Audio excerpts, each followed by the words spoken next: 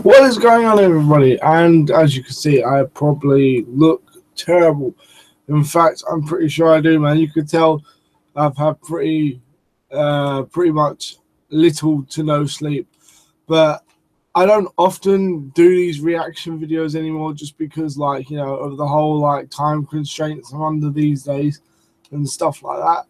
But there comes a point when a WWE pay-per-view is actually so good or so bad that you kind of have to do one of these. Like, you have to do a bloody, you have to do a reaction. So what I'm going to do is, these are quick fire reactions to Hell in a Cell 2017.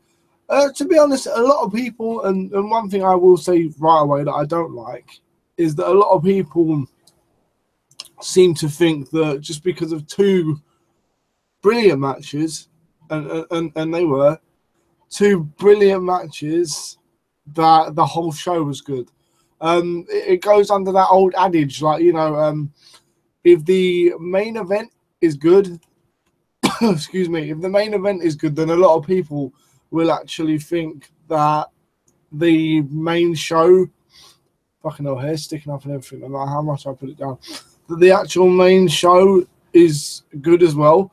And while that was the case for this, to a certain extent, it wasn't enough for me to brand it good. Although it gets a solid 3 out of 5 stars, 3.5 actually out of 5 stars for me if we was on the old GM mode thing. So just quick fire reactions to Hell in a Cell. Chad Gable, Shelton Benjamin defeated the Hype Bros, Mojo Rawley and Zack Ryder, right? Dude, if you're not going to do the heel turn and you're not going to, tease any actual further tension or anything like that, then what's the, what's the point? I like seeing Shelton Benjamin. I think that eventually when he turns heel on Chad Gable, possibly, or something like that, or maybe after they've won the tag team titles in a couple of months or so, that could be a great set of matches. So I'm just waiting for that, to be honest, more than anything else. I'm waiting for Shelton Benjamin versus Chad Gable. Shelton Benjamin versus Chad Gable, I'm waiting for in a couple of months, right? Next, the Usos, Jimmy and Jay defeated the New Day. One problem with this, and believe me, I'm not gonna moan about it, because probably, well, actually, there's no probably. I don't know, Shane and KO can run it as a close second, possibly, but for me, this was the best match of the night. The only problem for me is, this is going to sound like I'm nitpicking, but I'm not. For me, if your boys are coming close to losing the tag team titles at any point, like the New Day were, then honestly, you have to get in the cell, Kofi. It's no DQ anyway. Like, I mean, I know he was locked outside, but if I was Kofi, man, I'd be trying to find my way in there as quickly as possible. It may be because I'm only fucked and I've literally had about 4 hours sleep, but I don't see what's next for the New Day, apart from maybe a possible breakup, maybe teases of a breakup. I mean, as I said about a heel turn with Zack Ryder and Mojo Rawley, or even just Zack Ryder, that didn't happen last night. So therefore, we have like this awkward thing now of what do the New Day do next. They're clearly not going to face the Usos, who are, in case you didn't get it by now, the new SmackDown Live Tag Team Champions. Dude, I rate the Usos and the New Day. In fact, it's not often you say this in WWE. I'm sad to see that feud come to an end, man, because these guys did great last night. All kinds of ridiculous spots, like where they were hung up and whacking each other with kendo sticks. There was actually one spot where the New Day basically just, almost, it's hard to explain, but they used kendo sticks through the holes of the Hell in a Cell to actually pin one of the Usos to the fucking actual Hell in a Cell cage. It's a shame. It's one of the rare times in WWE where you're like, oh, I kind of want this feud to carry on. Next up, Randy Orton defeated Rusev. What can I really say about from so? Randy Orton recently said in an interview that he wants to turn heel. I could see why. For me, if possible, I'd have Randy Orton traded over to Raw and become maybe a heel simply because, man, like there's nothing for him to do on SmackDown. Like Randy Orton's in that weird position in his career, a position where he doesn't need to have a championship, nor does he even need to like win a lot of matches. But the one thing he does need is interesting storylines, and for the most part of 2017, he hasn't. People talk about the whole, well, he had that awesome storyline with Bray Wyatt, but what a lot of people seem to forget is that probably trailed off quite quickly as we moved into the beginning of the year. That was the last time I knew one was in a good storyline. It's probably about February. The guy acknowledges it himself, actually. Being in gimmick matches, Punjabi Prison, House of Horrors, all this shit. Like, he knows he's in a bad spot and he don't like it. So a heel turn or like a move over to Raw is completely what he needs right now. Whether he'll get said heel turn or not, I'm not sure because of something else that happened in the show, but we'll get onto that later. The match itself ended when basically Randy Orton was going to RKO Rusev. Rusev basically sneaked out of it, almost went for the accolade. Randy Orton sneaked out of that and hit the RKO out of nowhere. That's a whole gimmick by itself now for the win. As for Rusev, dude, I've said it for months and I'll say it again. Turn this guy babyface. He desperately needs it. Up next, Baron Corbin defeated AJ Styles and Ty Dillinger in a triple threat match.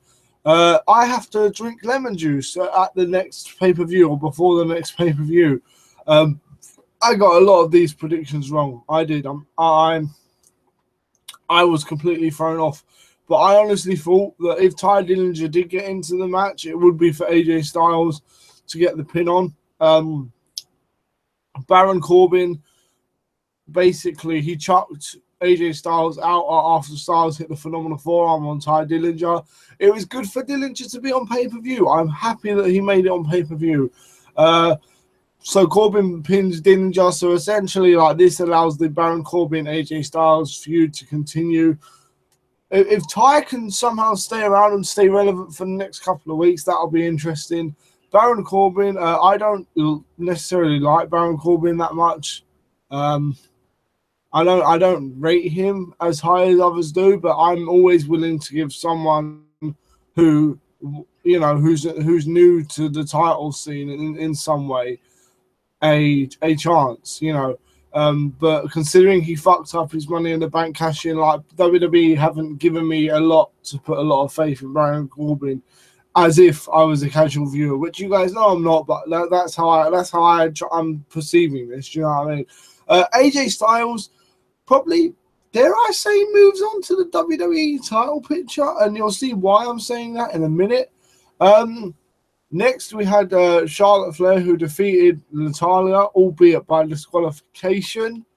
I don't know, man. I think they really, really did a good story. A lot of people actually thought Charlotte would just straight win this, would straight win this match and become the new women's champion.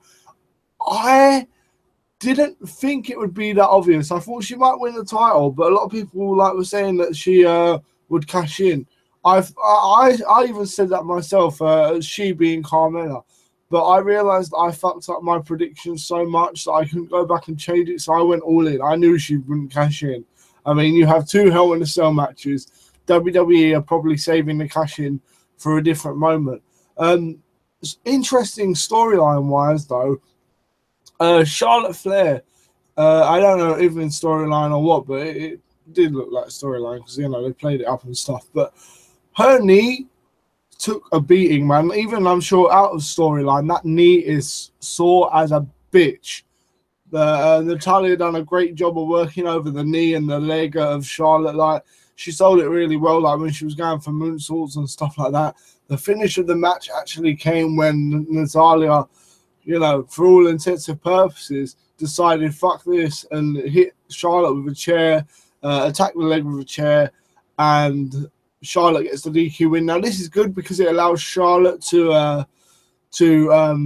have a rematch at some point. Now whether they'll play up that injury is serious enough to take her out of contention and perhaps have someone else like Becky Lynch or even Tamina. I don't know what the hell's going on with Tamina recently, but yeah, Becky Lynch or Tamina to move back in. But most likely here they're going to keep Charlotte and Natalya feuding for a little while longer. When Charlotte finally does win, Carmella will probably cash in. Instant heat on Carmella. I don't have a problem with that, although I'd like to see Becky Lynch have the title before anyone else. I really believe Becky is underrated, personally. One more note. A lot of people say heel Charlotte is better than face Charlotte. I agree. I do like heel Charlotte. I love heel Charlotte. I love any Charlotte. Charlotte is good. Charlotte is God. But, man, I like this inspirational do it for my dad face Charlotte. Like, she needed motivation, more motivation than perhaps she had before she went over to SmackDown Live. And I'm happy for this, man. I can get behind Charlotte right now. Not that I couldn't before, because she's a tremendous wrestler. And quite often, that's good enough to, you know, be a good babyface. But, you know, Charlotte now, yeah, I feel like she has a proper reason. Do you know what I mean? You know, like a bit like Seth Rollins, who turned face for no reason, but then like when something actually happened to him, like, you know, you feel like, oh yeah, okay, now it's, you know, now he's finally done it, like starting a feud with Triple H and what, finally. Jinder Mahal versus Shinsuke Nakamura. I did not believe that Nakamura would win the title here. I don't think. Deep down in my heart, I knew that WWE had that Indian tour coming up, and a lot of people said it wouldn't make a lot of difference if Jinder went in as champion or not. I disagree, man. Like, if you're walking in a champion, it says immediately you're a winner to your own home people. He's probably going to lose the title the next month at the December pay-per-view, or at least I hope he will. Look, Jinder's been a fine champion. Jinder's a fine worker in terms of, like, he's done okay with what he's been given. I just can't understand how, if this was your plan, don't put him up against Nakamura. Like, Nakamura has been beat twice on the main roster since he came up in about April. Like, and, dude, like, now you just had him been beat by Jinder twice. And the worst thing is, like, yeah, people could say they've got distractions and not. But truthfully, this time, Jinder beat Nakamura clean as a whistle. I don't know. It'll be interesting to see on Tuesday if they do continue this thing with Jinder and Nakamura, how they actually reposition Nakamura in the title picture. I'm not sure how that would work potentially, but you know, maybe he'll win a #1 contenders tournament or something like that. Bobby Roode defeated Dolph Ziggler, in which the main talking point was probably like, you know, Dolph Ziggler was going to show this tremendous entrance, and as many people predicted, it was like a random, like, you know, no smoke, no fire, basically no substance entrance. Like, the lights went down, like there was no music, all that kind of thing. Dude, I resent the fact that WWE put this match in arguably, you know, what they call it, a death spot. DETH, man, DEATH, right? A death spot, meaning that, you know, it was sandwiched between a brilliant, you know, Shane McMahon, Kevin Owens, and the WWE Championship match with Nakamura. A lot of people probably went to the bathroom when this, you know, when this match happened. But I think this was actually, for what it was, about just over 10 minutes, a decent match. The end of the match came when they, you know, exchanged roll-ups. Dolph Ziggler was pulling the tights. Bobby Roode actually pulled the tights in the end. Turnabout is fair play. After the match, Dolph Ziggler got some heat back by hitting the zigzag on Bobby Roode. Now, I don't know whether this feud is over or whatnot, but I wouldn't mind, based on just the quality. You know, storyline could be worked on, but based on just the quality of this match, I'd actually wouldn't mind this to continue for another month, perhaps to the next pay-per-view, SmackDown pay-per-view, Survivor Series, you know. I honestly wouldn't mind it. I would quite like this match. The wrestling was good. But Dolph Ziggler, dude, in terms of storyline, in terms of your career, man, I think it's best you just leave WWE now. You're clearly not getting used to your effective amount of like what you can do. Kevin Owens defeats Shane McMahon inside Hell in a Cell. I thought this was a great match, and say what you want, man. Like, first and foremost, let's get this out of the way, right? And I know a lot of you are not going to agree with this, and a lot of you are going to be like, "Oh, well, you know, why are you saying that? Us fans constantly beg for blood and stuff like that." Look, dude, we can have blood, we can have high spots, we can have crazy spots, but to see both of those men on top of the cell, this is going to be a controversial opinion. It really is, because a lot of you are going to like either comment on this or tweet me or DM me, whatever the hell, and you're going to be like, "Oh, why are you saying that for? It's stupid." But honestly, I didn't like it. I was so nervous when both of them are actually on top of the cell structure. It was a bit different when they were coming down, and like, you know, eventually Kevin Owens went through the table and stuff from that distance, because it was like, oh, all right then. I don't know, man. Like, the actual match itself was quite good. Shane put in a good account of himself. Kevin Owens dominated the large majority of the match, which you would expect. You know, and it was good, but it was when they got out of the cell, Shane used bolt cutters to open the cell door. It was when they got out of the cell that you really begin to, you know, think that this match was actually, you know, gonna go into overdrive, and it did. And, you know, they went up the top of the cell. That they actually like fought on top of the cell for a good like 5-6 minutes, I think. Like, you know, Shane McMahon and Kevin Owens, they exchanged like suplexes, fucking punches. Like, they did a lot of the moves. They basically teased the cell door falling through, and it looked like there were some things on there to like hold the cell, like reinforce the cell. Some things on top of the cell that I've not seen on top of the cell before, but dude, I don't know, man. I don't like that. I kept on thinking, shit, man. Like, if one of these things break by accident, like, one of these dudes could die. Or even, like, if one of them's not fully aware of their surroundings and they fucking, like, you know, they like, accidentally fall off or something like that. Like, you know, when they were, as I said, when they were climbing down the cage and they did the Seth Rollins, Dean Ambrose spot from a couple of years back, and, you know, even like the, you know, the Charlotte and Sasha spot where they were both fighting on the, excuse me, where they were both fighting on the actual cell wall. That's okay, man. But to me, look, I'm gonna get hate for this, but I don't like them fighting on top, man. Quite simply, for I think it's too dangerous to both competitors' lives, and me as a viewer, like, I don't need that. Do you know what I mean? I don't need someone to risk their life for fucking $9.99 a month off me. Do you know, I'll give them the $9.99 a month, you know, without fucking that crazy shit, you know. The end of the match actually came after Kevin Owens went through the announce table. See, this is one thing I do have a problem with as well. Like, a lot of people are praising the booking of this match, right? And I thought the booking was good as well, especially the swerve at the end, which we'll get to in just a brief moment. But at one point, Shane McMahon, like, you know, he was fully able to walk over there, put his hand over Kevin Owens and pin him. Dude, if you want to get that much revenge for your dad and family and that, just pin him. Like, the logic is, if Shane McMahon wasn't going over you, then don't script that part of the match, you know. Basically, when Kevin Owens falls off the side of the cell, like, have Shane, like, go low, yeah, and, like, just run out of energy or something and perhaps fall just, like, you know, like about 3 or 4 feet to the floor at least. You know, have him collect his wits, get up, and then realize he wants to go up to the top of the cell and then do it. That's my only, you know, that's my only thing. But that shit really annoys me. It's like, why would you not just pin in there and be over and done with? You know, in the same way, like, as, you know, heel champions, why not just get yourself disqualified straight away?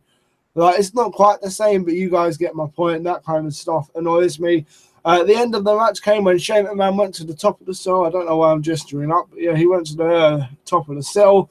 Leap of faith, and who should pull? And you could tell Kevin Owens was going to get off just because of the way he was set up, like his legs were near the floor, all that kind of stuff. Who should pull Kevin Owens off the Hell in the Cell? Lol, off the announce table, just in the nick of time. But Sami Zayn makes the save, and Kevin Owens he actually drags Kevin Owens over to Shane McMahon as well, and basically allows Kevin Owens to pin Shane McMahon. Excellent match, intriguing booking, which actually for the first time in a while, I'm actually thinking SmackDown has got something interesting to lead into Tuesdays with. I necessarily wouldn't have had Sami Zayn pull Kevin Owens on top of Shane McMahon, because now, like, you know, we kind of sacrifice any ambiguity we had, you know, over the fact whether Sami Zayn turned heel or not. Now it's probably pretty clear that he did. I would have left it at that, you know, and have Kevin Owens try to crawl to make the cover himself. So then we're at the point, well, you know, is he just saving his former best friend because he still cares about him, or has he fully turned heel? But I'm interested to hear what Sami Zayn's motivations are. I'm interested to see what happens. That, I guess, is all what WWE is about. If you like this video, don't forget to rate, comment, and subscribe.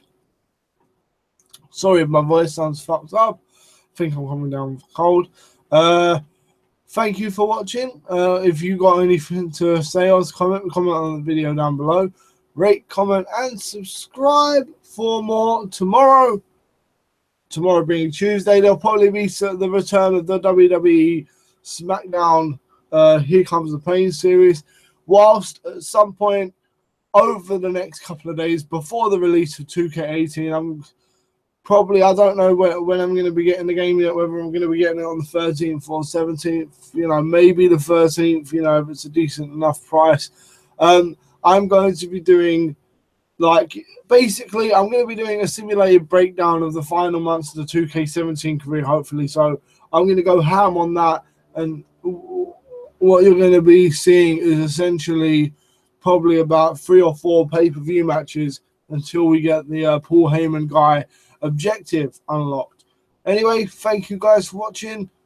Don't forget, as I said, to leave a rate, comment, and subscribe for more. And I will see you tomorrow with the SmackDown Here Comes the Pain season mode. I'm out. Peace.